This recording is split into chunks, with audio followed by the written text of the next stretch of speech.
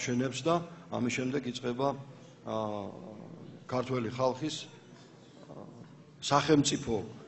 სახელმწიფოს თელი ჩვენი სახელმწიფოს ქრისტიანული ცხოვრების ერა.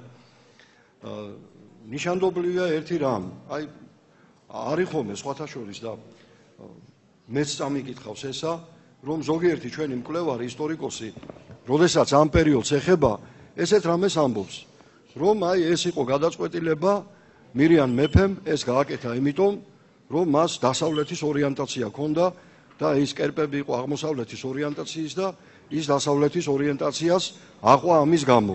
რა თქმა უნდა, ეს არ არის სულიერი განსჯა, ეს უბრალოდ ისტორიულად არ არის სწორი, იმიტომ რომ ჯერ ერთი ეკლესიური თვალსაზრისით აღმოსავლეთი და დასავლეთი სულ სხვა რაღაცაა. კონსტანტინოპოლის ეკლესია, რომლის იმპერატორმაც მერე ეპისკოპოსი გამოაგზავნა, ითვლება აღმოსავლეთად. ის არაფრით არ არის დასავლეთი. და მერე მეორეც მირიან მეფეს პოლიტიკური მოსაზრებით არ გადაუწყვეტია ქართლის გაქრისტიანება. მას პირიქით წმინდა ნინოს ბოკლა უნდოდა. ღვთისძალა ჩაერია აქა. მას თვალ დაუბნელდა და სანამ არ იყვირა, რომ მეო წმინდა ნინოს ღმერთს თავყარს ვსემო, მანამდე მას თვალი არ აეხილა. ამიტომ მისი გადაწყვეტილება პოლიტიკური კი არ იყო, მხოლოდ და მხოლოდ ძალიან ღრმა სარწმუნოებრივი. მან ჭეშმარიტება დაინახა. მას დაუბნელდა თვალი აი ამ კერპებისთვის, აი ამ წარმართობისთვის და თვალი აეხილა ჭეშმარიტი სარწმუნოებისთვის. ამიტომ რა თქმა უნდა ეს არ იყო მისი პოლიტიკური გადაწყვეტილება, ეს იყო მხოლოდ და მხოლოდ მისი ღრმა რელიგიური სულიერი გადაწყვეტილება, რომელიც ფაქტიურად მან მიიღო მას შემდეგ, რაც ფაქტიურად სიკვდილის წინაშე დადგა. მაშინ დაინახა ჭეშმარიტება. ამიტომ რა თქმა უნდა, ქართველი ხალხის ეს არჩევანი, რომელიც გაკეთდა, გამოწვეული იყო არა პოლიტიკური თვალსაზრისით, არამედ უდიდესი ღრმა სარწმუნოებრივი თვალსაზრისით. და ამიტომაც არის, იმიტომ რომ ეხა პოლიტიკა არის წარმავალი, ხან დღეს ერთია, ხვალ მეორეა, ზეგ მესამეა, გუშინ წინ სულ სხვა იყო, ხოლო ქრისტე კიდე გუშინ დღეს და ხვალ აბსოლუტურად ერთ და იგივეა და როგორც ისაია წინასწარმეტყველი ამბობს, საოცარ სიტყვებს ამბობს წმინდა ისაია წინასწარმეტყველი, ღმერთს მიეყრდენიო, ღმერთი იყო შენი ნავსაყუდელიო და ის იქნება უკუნისამდეო შენი კლდეო. აი ასე იყო ქართველი ხალხი, ასე მსჯელობდა, წმინდა ნინომ საქართველოს ასე ასწავლა და ასე ვრცელდებოდა საქართველოში ქრისტიანობა და ასე მოდიოდა საქართველოს დღევანდელ დღემდე, როცა ქართველი ხალხი ძლიერი იყო სულიერებაში და სარწმუნოებაში, მაშინ ჩვენი პოლიტიკაც იყო ძალიან დიდი გამართული. თქვენ მოგეხსენებათ დავით აღმაშენებელი, ის ადამიანი, რომელმაც ჩაიბარა ფაქტიურად ტყეში გახიზნული ხალხი, დავით აღმაშენებელმა ჩაიბარა საოცრად მეფე უპოვართა და გლახაკთაო, ესე ქვია ქართლის ცხოვრებაში და მას არავითარი მოკავშირეები პოლიტიკური არ უძებნია დავით აღმაშენებელმა თავისი უღრმესი სარწმუნოებრივით და როგორც თავის ამდერში ამბობს, ჩემი რაც გავაკეთეო მეო საქართველოშიო, წმინდა ჯვრის ძალით გავაკეთეო და მასვე ბაბარებ ჩემ სახელმწიფოსო. აი ჩვენ ალბათ ჩვენი ისტორია გვასწავლის თუ როგორი უნდა იყოს ჩვენი გზა. არც ერთ ჩვენ დიდ მეფეს არასოდეს არ დაუწყია საქართველოს გაძლიერება პოლიტიკური, ასე ვთქვათ, სარჩულით, პოლიტიკური იმედებით.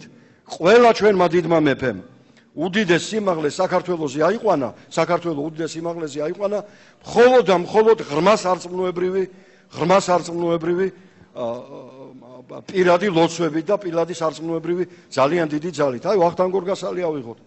მოგეხსენებათ, ის პოლიტიკურად სხვანაირად აზროვნებდა. ის გახდა მოკავშირე სპარსეთის და დაიწყო ხოცვა მართლმადიდებელი სამყაროსი ბერძნების. და ნახეთ რა მოხდა, ის ესე შეცდომილად ფიქრობდა, მაგრამ გამოეცხადა მას სიზმარიესიზმა საოცარი. გამოეცხადა მას გრიგოლ ღვთისმეტყველი და სასტიკად დაემუქრა. ნახეთ რა მოხდა, გრიგოლ ღვთისმეტყველმა უთხრა, რომ არა წმინდა ნინო, რომელიც მე შენთვის მევედრებაო, მე შენ მოკლავდიო უთხრა. და ამიერიდან გონზე მოდიო, რას აკეთებ შენო უთხრა. შენ ქრისტიანი მეფე ხარო და რას აკეთებო. და ამის შემდეგ ვახტანგ გორგასალმა აბსოლუტურად შეცვალა თავისი პირადი პოზიცია, ის გახდა საოცარი ერთგული არა მარტო ქრისტეს ჯვრის, არა მარტო ქრისტე ღმერთის, არამედ ყველა ქრისტიანი ხალხის და ფაქტიურად ამას შეეწირა ის. და ცნობილია, რომ სპარსეთის მეფე ესეთ რამეს ეუბნებოდა, შახი, ისა რა ქვია, სინდეთის მეფე, ვახტანგ გორგასალ, საოცარ სიტყვებს ეუბნებოდა, შენო ეხაო სპარსეთის შახს რო ეხმარებო, არიციო რომ მაგას გაასუქებ, მაგი შეგჭამსო. და მაშინ ვახტანგ გორგასალმა საოცარი სიტყვები უთხრა, მე ამას იმიტომ კი არ ვაკეთებ, რომ მას ვეხმარებიო, მე ამას იმიტომ ვაკეთებო, რომ ბერძენ ხალხსო და საქართველოს ვიცავ ამის თუ. იმიტომ ისინიო საქართველოს დაარბევენო და ფაქტიურად შეეწირა კიდეც ამას.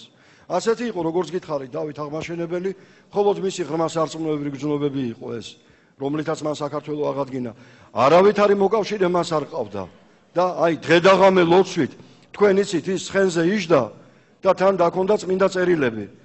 და ერთხელაც საოცარი რამე მოხდა, როცა თბილის დარაჯობდნენ და თბილისში მყოფ არაბებს ანადგურებდნენ, იმდენად გაერთო მეფე ცხენზე მყოფი ლოცვით, რომ სულ დაავიწყდა თავისი ჯარისკაცები და იარაღის ხმამ გამოაფხიზლა, კითხულობდა წმინდა წერილს. და რო გაიხედა, დაინახა, რომ მარტო იყო იქა მისი ჯარი და მან გადაწყვიტა, რომ მარტო შებმოდა, იმიტომ რომ ვეღარ მოასწრებდა უკან დაბრუნებას ჯარის მოყვანას. და აი ამ დიდი თავგანწირვით ის ხალხი დაიხსნა.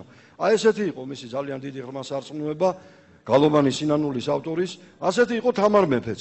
არასოდეს არ უძებნია მას მოკავშირეები. საქართველო აი ამ პოლიტიკით გაძლიერდა, ღმერთსმინდობილი პოლიტიკით. ღმერთსმინდობილი პოლიტიკით. მათი მხოლოდ და მხოლოდ აზრი იყო ღმერთში, მათთვის ერთადერთი იყო მშველელი ქრისტე ღმერთი და თქვენ გაიხსენეთ თამარ მეფის წერილი რუქნადინზე.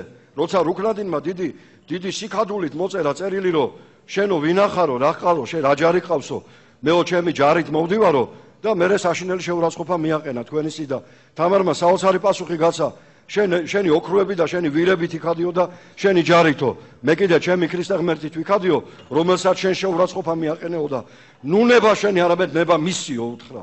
და თქვენ იცით, როგორც დიდგორის ომში ისე ბასიანის ომში ქართველებმა ძალიან მცირე რიცხოვნებმა საშინელი მტერი დაამარცხეს ძალიან სწრაფად და თამარ მეფე მონასტერში წავიდა, იქ ლოცულობდა და ქრისტე ღმერთს ავედრებდა წმინდა ნინოს ლოცვით ქართველ ხალხს და ისე დაამარცხა ქართველებმა ის ბასიანის ომში აი საშინელი მტერი. აი ამ სარწმუნოებით ძლიერდებოდით ჩვენ.